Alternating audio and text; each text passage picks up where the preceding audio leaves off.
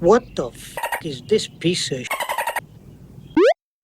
What's up, everybody, and welcome to Post Hype. I'm your host, MJ. Now, look, if you guys are fans of Sonic, or if you're fans of Mario, and more probably fans of both, you're most likely going to know that all the way back in 2007, SEGA started developing their Sonic and Mario Olympic games. That being said, however, in 2020, they actually went on to release 3 different versions of their game. One for Xbox and PlayStation and all of the consoles in general, one specifically for the Switch, and then one for mobile. However, it seems like for the 2024 Olympics that is just right around the corner next year, they might be ditching one of the two, and it looks like Mario is getting the can. How do we know this? Well, it was actually reported that there's a job listing posted in Japan for somebody to work on a Sonic game that includes a number of different platforms like the Switch, like the PlayStation, and the Xbox. Now, that's important because in 2020, the game that they released that had all the consoles covered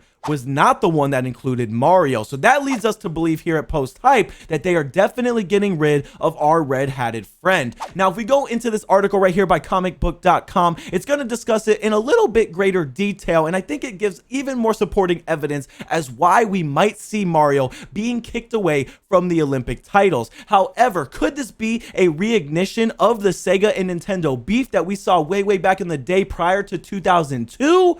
That I think might be likely. So the title right here of this article is going to be called New Sonic Job Listing Hints at Big Change for Mario Crossover Series. Sega has posted a job listing in Japan that seems to be for a game starring Sonic with ties to the Olympics and an online mode. The company is looking for someone with experience working on a number of different platforms, including Nintendo Switch, but also PlayStation and Xbox. Now that last detail is pretty interesting because in the 2020 Olympic Games, like we talked about, Sega released 3 separate video games: Mario and Sonic at the Olympic Games 2020, Olympic Games 2020, the official video game, and Sonic at the Olympic Games. Now, let's not get into those titles right there because those are all a mouthful. It's absolutely insane. I mean, Sega's almost as bad as Microsoft with these names right here.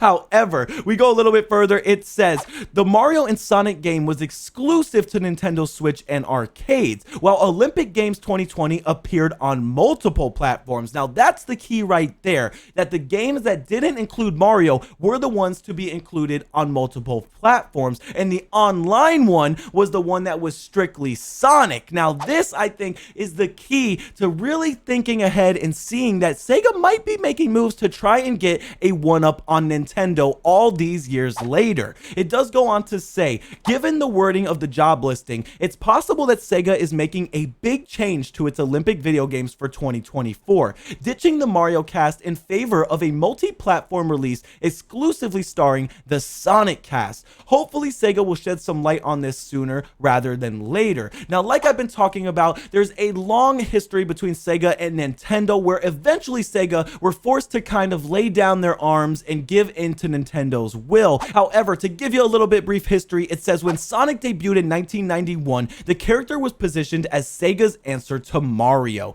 At the time, Nintendo and Sega were bitter rivals, and Sonic helped the Genesis console become much more competitive with the Super Nintendo. The rivalry came to an end when Sega abandoned new hardware development, opting instead to release games on multiple platforms. Sonic began appearing in games on Nintendo systems starting back in 2002, and would go on to star in games like Super Smash Bros. Ultimate, as well as the Mario and Sonic games. The rivalry between Mario and Sonic has taken on more of an official form as a result of these games, but things are a lot friendlier than they used to be. Now, I want to ask you guys, are you fans of Mario? Are you fans of Sonic? And which one do you prefer at the end of the day? And if Sega decides to give Mario the boot for the Olympic Games in 2024, how devastated are you going to be? I think this is going to be a big change, and I actually am more interested to see kind of the avalanche snowball effect that this has on the rivalry between Nintendo and Sega. Is this going to be something that's going to be rekindled, and perhaps is Sega trying to join in the console race once again? I mean, with all of the drama going on with Xbox and PlayStation and the Switch kind of falling behind the pack,